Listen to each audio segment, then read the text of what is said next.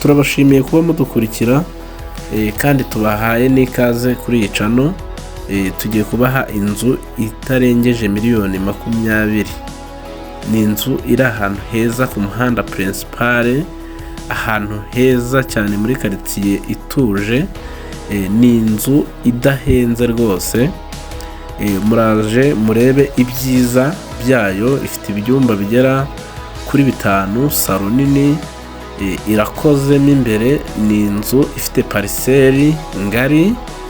Ni inzu mbese nagushimira kuba waza ukayituzamo umuryango wawe. Ni ahantu rero hegereye ibikorwa remezo byose, navuga amashuri, ibigo nderabuzima na leta. Ni hafi ya leta.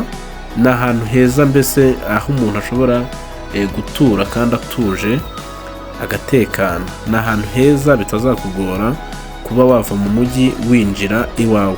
Reka tuhakwereke wisanzuye uharebe. Noneho nugira ikibazo uratwandikira kuri iyo nimero cyangwa uduhamagare. Hari abantu baduhamagara bikanga bitewe n'amarezo. Mujye mutwandikira kuri iyo nimero ya 078899. Tuzajya duhita tugufasha. Murakoze, turabashimiye. Mugire ibihe byiza.